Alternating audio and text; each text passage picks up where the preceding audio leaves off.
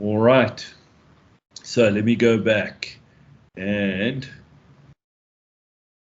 so those are the elements of a good plan. Remember, time, resources, and expertise. I don't think I talked about expertise. Just the skills necessary to do the proposed research. So, if it's a proposal around yourself, let's say the NRF Tutuka grant. So those early career academics, the NRF Tutuka grant is a grant specially designed for early career academics. And it's a brilliant program. I really recommend it for early career. But then you write in the project around your research, and it can be pre-PhD or 5 years post your PhD. It's very much for early career. But when you start writing big grants and there are lots of different moving parts, you will need different expertise. It's not just about you. It's about this person will do the analytical work. This person will do the field work. This person will do the whatever it happens to be. So you've got to make sure you have all the bases covered with expertise. The collaborators are in place and they know what they do. That's very, very important. All right, so those are the three elements, idea, fit, and plan. Those are very, very important. Now, here's a bit of fun, but also important. A good proposal is clear, comprehensive, congruent, demonstrates your competence, demonstrates your commitment, is compelling, and also somehow concise. So just a bit of fun on alliteration, but all very, very important. Clear, easy to understand. Comprehensive, all the information is given. Congruent, from start to finish, it all melds together to give you one argument. Demonstrates your competence or your team's competence. Do we have the skills to deliver on this? Commitment.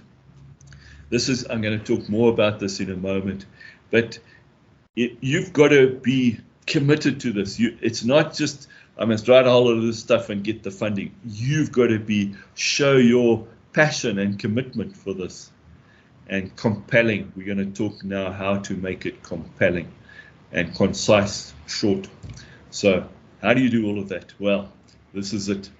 Let's start talking about writing the proposal, actually writing it now. Okay? So this is the art of writing grants. And this art is different from writing academic writing. But we'll talk more about that now.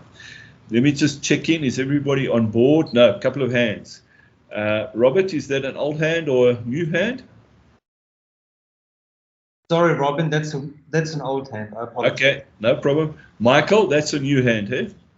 Yes, I just wanted to ask, when is the Tutuka call for the year coming out? Yeah, okay, so I'm expecting it March, although now we're already in March and we haven't heard anything from the NRF. So let's say March, April. So pretty soon, okay? So March, April, sometime pretty soon.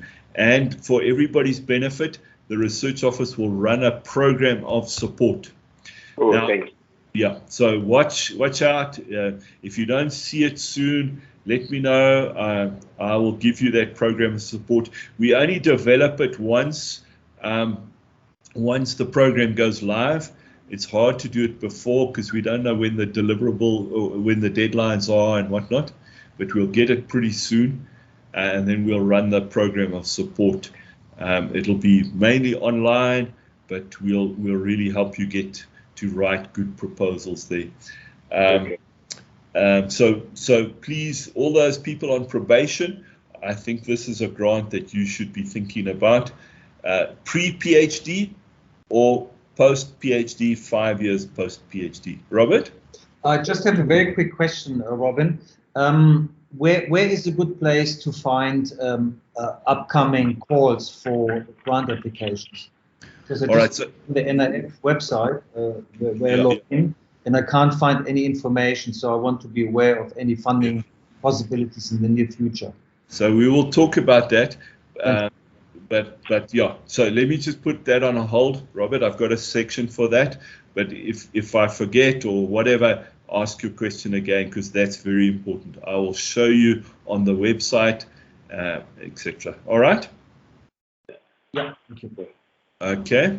Michael, have I covered yours? I've got another question. Sorry. Go for it. So I heard about this competitive support grant for unrated researchers. Do you have any idea about that? And when the call is going to be held, then who are the people who are eligible to apply?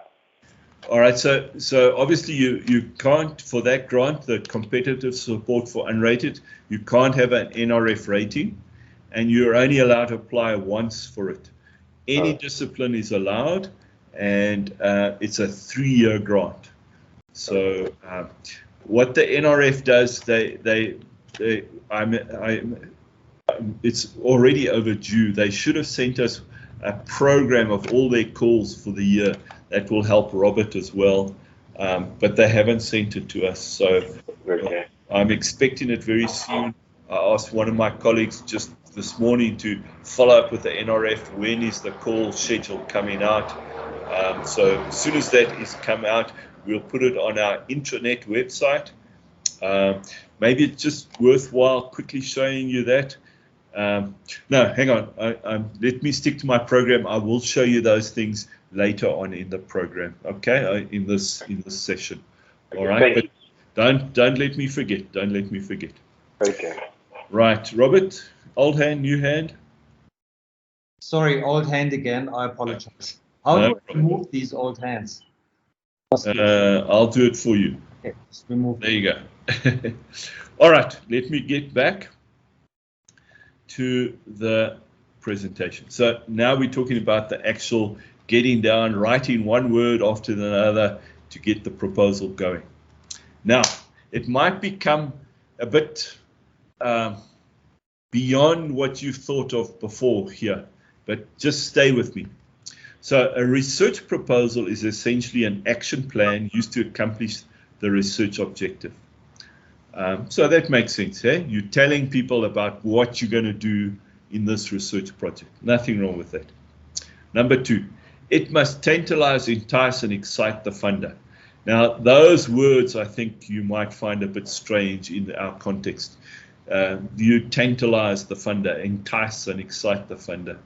Probably not. You might not have thought of it that way. But let's be honest with ourselves. The funder is going to get a big stack of proposals. How is yours going to stand out? Why is yours more important than others? Remember, forgotten who Siyabonga asked, why do we have to compete for grants? Well, as I said at that stage, because there's not enough money to go around. So yours has to stand out to attract that funding from everybody else's. If it doesn't, you're not going to get funded. That's the reality. So it becomes a sales document that describes the balance between risk and reward. Risk and reward we've spoken about, but this, you have to sell your ideas, actively sell them. You can't just passively present them and hope that people will say, that's brilliant, let's fund that. You have to sell it. You have to convince them. You have to be persuasive that they fund yours. The research proposal is to a researcher what the business plan is to an entrepreneur. So again, remember that parallel that I've drawn? You guys, to be successful in your careers, have to be incredibly entrepreneurial. You have to make things happen. So they develop these things called business plans. You put together research proposals for funding. And you know, the entrepreneurs don't give up. They hit the first hurdle, they don't just give up. Same with you. You have to be persistent. So above all, the good proposal is interesting, clear, and persuasive. And we're going to start focusing now on this persuasive, linking up to selling your ideas. All right. So now, when I got to those concepts, having left the NRF, I was a bit worried that, you know, maybe I'm misunderstood things and I'm leading people down the wrong path. And then I came across this paper written by Robert Porter, Academic Writing versus Grant Writing, Contrasting Perspectives. And so it's fairly old now, but you can look it up and read the whole paper if you want. And I just was so relieved, because what I was saying is exactly what he said in 2007. And I subsequently met him. I met him at a conference in Brussels. And he comes from the US, but he's the guru on the scholarship of writing grant proposals. And so I was very reassured.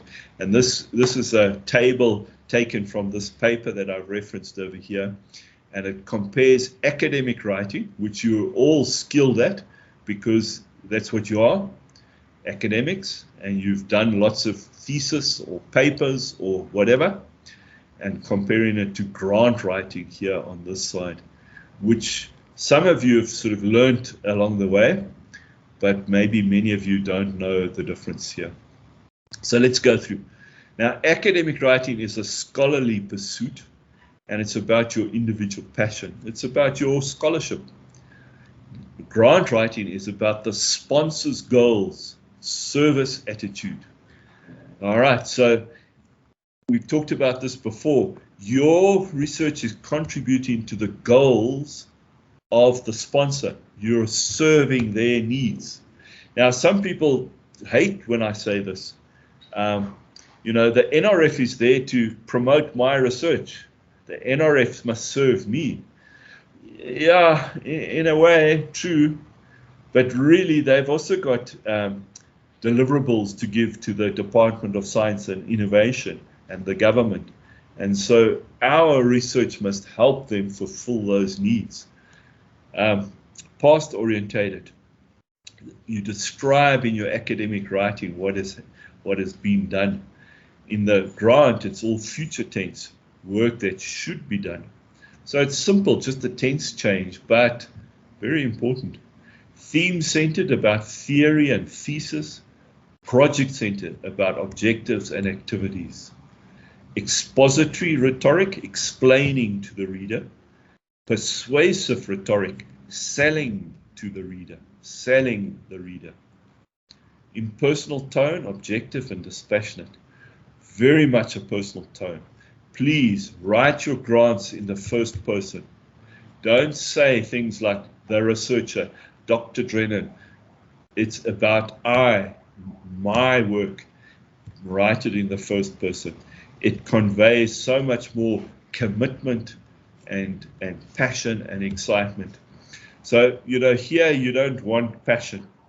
Here you do. You've got, if you're not committed and convinced that this work is important and will help the funder, then, you know, why should I think it's important and give you a good score? Individualistic, team-focused. Not that all grants involve teams, but you must get people to read your grant. Have you convinced your peers? Have you convinced your friends? Have you convinced your colleagues? Must get teams to read your grant. Few length constraints. In fact, verbosity is rewarded. Strict length constraints. Brevity is rewarded. In 250 words, describe your project. 250 words is not much, so you've got to make it really, as they say, wordsmith it. Make it very, each word must carry importance and meaning. Here you can use specialized terminology, insider jargon, because everybody who reads that knows this. But remember, your peer reviewers might not be experts in your specific field, and so you must make your language accessible, easily understood. No jargon, no assumptions, no acronyms. Explain everything to your reader. So, what do you think? Very, very different styles. What do people think? Different, yeah? Did you think about that when you've written before? Very different style. Right. I didn't know this. It's very interesting. Thanks, Zahira. Yeah, it is. I mean, we approach it in the way we write a paper. Of course we do.